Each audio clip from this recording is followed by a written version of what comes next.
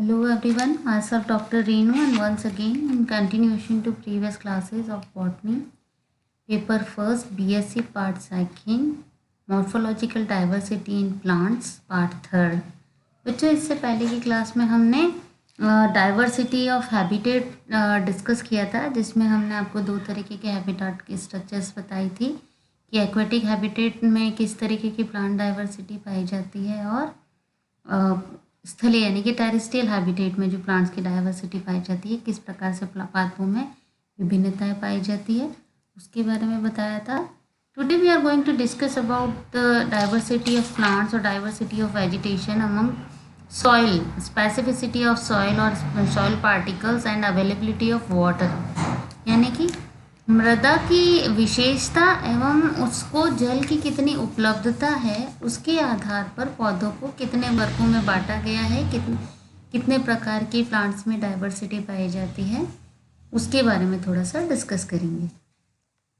तो मृदा की विशेषता एवं जल की उपलब्धता के आधार पर विभिन्न प्रकार के पौधों को हम फॉलोइंग टाइप्स में डिवाइड कर सकते हैं। यहाँ पे बच्चों बहुत सारे टाइप्स होती है, लेकिन कुछ मेजर टाइप्स जो हैं today we are going to discuss about.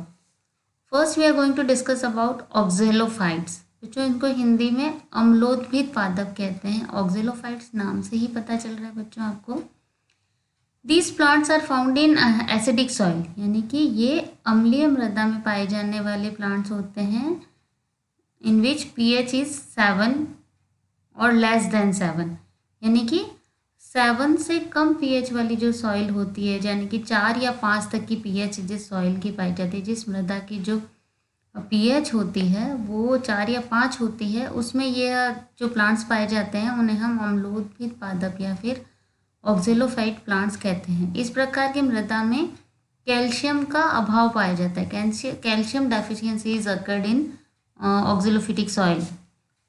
और एग्जाम्पल्स की अगर हम बात करें तो स्लाइड में आपको डायग्राम्स बच्चों इसका दिखाई दे रहा है। ड्यूमैक्स, अर्टिका एंड रोडोडेंड्रोन जो होता है, अर्टिका जिसे आप बिच्छू बुट्टी भी कहते हैं, रोडोडेंड्रोन और रोमैक्स ये सब नेचुरली पाए जाने वाले ही प्लांट हैं, और अर्टिका तो बहुत अच्छी तरीके से वाइल्ड वेजिटेशन में पाए जाता है बच्चों। तो ये सारे के सारे एग्जाम्पल है ऑक्जेलोफाइट्स के, यानी कि अम्लीय मृदा के। Second one is psammophytes. Psammophytes को आप हिंदी में बालकोद्भिद पादप कहते हैं। बालकोद्भिद पादप वे होते हैं बच्चों जो कि मरुस्थलीय बलुई मिट्टी में पाए जाते हैं। बलुई मिट्टी यानी कि जो मिट्टी होती है वो मिट्टी का जो टेक्सचर होता है वो मोटा होता है, यानी कि उसके मिट्टी के कण जो होते हैं हाथ में उठाने पर आपको फील होते हैं।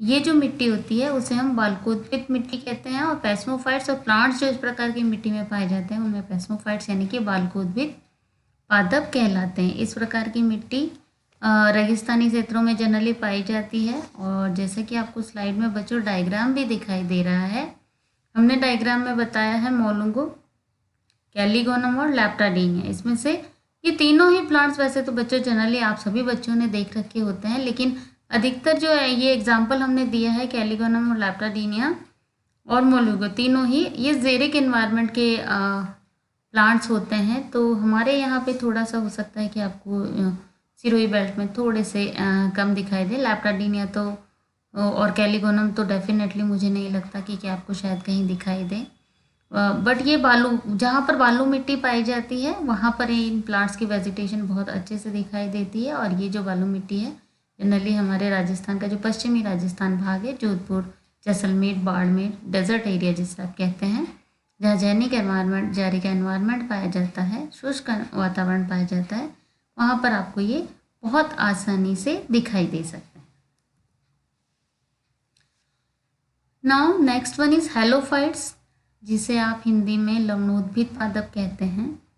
ये सारे वे पादप होते हैं जो खारे पानी की जो झीलें होती है या फिर समुद्री जल या लवण युक्त मृदा में पाए जाते हैं, यानी कि plants which are found in salt water lakes, marine water और in soil which contain salt, यानी कि वह मृदा जिसमें लवण की बहुत अधिकता पाई जाती है, यानी कि खारे पानी की झीलें जैसे सांभर लेक है, पचभद्रा लेक है, बाड़मेर की। यहाँ पर ये जो प्लांट्स हैं हेलोफाइट्स बहुत अधिक मात्रा में पाए जाते हैं। इन्हें हम नाम से ही पता चल रहा है लवणोद्भिद इसीलिए कहते हैं, क्योंकि सॉल्ट जो होता है सॉल्ट की जो कॉन्सेंट्रेशन होती है वो बहुत ज़्यादा होती है। एग्जाम्पल्स जो हैं अभी आपको स्लाइड में जो बच्चों डायग्राम दिखाई दे रहा है वो है स्वेडा, टैमेरिक्स और सालसोला का। टैमेरिक्स का जो प्लांट है वो फ्लावरिंग के साथ में अभी इसकी फोटो आपको दिखाई दे रही है। वैसे यह कैलिगोनम की तरह ही एक पतली पतली सीखनुमा ग्रास जो होती है वैसा दिखाई देता है। सालसोला और स्वेडा बहुत ही अच्छे से आइडेंटिफाई होने वाले हेलोफिटिक प्लांट्स के एग्जाम्पल होते हैं। बाड़मेर पचपदरा जो प्लांट है, पचपदरा जो लेक एरिया है, सॉल्टी लेक एरिया है बच्चों, वहाँ पर पिट्स बनी हुई होती हैं सॉल्ट के एक्सट्रैक्शन के लिए। और उन पिट्स में और उसके चारों तरफ जो होते हैं ये तीनों ही प्लांट्स जो होते हैं बहुत अधिक मात्रा में पाए जाते हैं। इसी लवणोद्भिद वाले ही पार्ट में हम अगर बात करें तो समुद्री किनारों के पास जो दलदली क्षेत्र पाए जाते हैं वहाँ पर भी उस एरिया को भी हम हेलोफिटिक एरिया ही कहते हैं बच्चों। और इससे पहले की स्लाइड में भी मैंने आपको थोड़ा सा मैग्रो वेजिटेशन के बारे में डिस्क्राइब किया था कि वो समुद्री किनारों के पास की जो मिट्टी होती है वो वाटर की ज़्यादा एक्सेस अवेलेबिलिटी के कारण, और चूँकि समुद्री पानी में सॉल्ट की कॉन्सेंट्रेशन जो होती है वो भी बहुत ज़्यादा होती है, तो वो मैग्रो प्लांट्स कहलाते हैं। और मैग्रो प्लांट्स जो होते हैं वो भी हेलोफिटिक प्लांट में ही इंक्लूड किए जाते हैं, हेलोफाइट्स में ही इनको कंसीडर किया जाता है। Next category is lithophyte. नाम से ही पता चल रहा है बच्चों, शैलोद्भिद पादप, यानी कि इस श्रेणी के जो पौधे होते हैं वो अनावृत चट्टानों, शिलाखंडों या पथरीली भूमि पर पाए जाते हैं, यानी कि जो बैरे रॉक्स होती हैं। Such plants are found on barren rocks और जिगजैग जो भूमि होती है, पथरीली जो रॉकी जो भूमि होती है, रॉकी सॉइल एरिया जो होता है वहाँ पर जो प्लांट्स उगते हैं उन्हें हम लिथोफाइट्स कहते हैं। एग्जाम्पल में जो आपका प्लांट हमने दिखाया है वो दिखाया बार्लेरिया, लेपिडाकैथिस और थोर, यानी कि यूफॉर्बिया नेरिफोलिया। यूफॉर्बिया का जो प्लांट है बच्चों वो आपको सिरोही बेल्ट में भी बहुत अच्छे से दिखाई दे सकता है। लेपिडोगाथिस जो है वो, और बार्लेरिया जनरली गार्डन में भी जो बॉटनिकल गार्डन्स होते हैं उसमें भी हम बहुत उगाते हैं। बार्लेरिया वही प्लांट है जिसे आप हिंदी में या लोकल लैंग्वेज में वज्रदंती कहते हैं। वज्रदंती जो कि टूथपेस्ट बनाने के बच्चों काम में आता है। तो ये सारे के सारे जो एग्जाम्पल्स थे वो थे लिथोफिटिक प्लांट्स के। ये 4 मेजर कैटेगरीज थी बच्चों जिसको हमने डिस्क्राइब किया था under the plant diversity according to specificity of soil, availability of salt and availability of water. इसके अलावा भी कुछ एक प्लांट कैटेगरीज होती है, लाइक कीमोफाइट्स भी होते हैं और चेस्मोफाइट्स जिसे आप कहते हो, यानी कि चेस्मोफाइट्स वो प्लांट होते हैं बच्चों जो कि चट्टानों की दरारें, जब कभी आपने देखी होगी चट्टानों के बीच में बहुत बार छोटी छोटी दरारें बन जाती हैं, तो उन दरारों में भी बहुत ही कम मात्रा में सॉइल प्रेजेंट होती है और इस कम सॉइल में भी बहुत सारे ऐसे प्लांट्स होते हैं जो ग्रो हो कर जाते हैं। इन प्लांट्स को हम चेस्मोफाइट्स कहते हैं। और ऐसे प्लांट्स के एग्जांपल है एकाइरेंथस जो कि आपके डिस्क्रिप्शन में भी आता है, फ्लावर डिस्क्रिप्शन में, टेक्सोनॉमी पोर्शन में हम एकाइरेंथस को डिस्कस करेंगे। और अनाटॉमी में एकाइरेंथस का जो होता है स्टेम का हम टीएस काटते हैं। इसके अलावा जो नेक्स्ट कैटेगरी होती है बहुत कॉमन कैटेगरी है बच्चों जिसे आप एपीफाइट्स कहते हो। अधिपादप भी इसी कैटेगरी में आते हैं।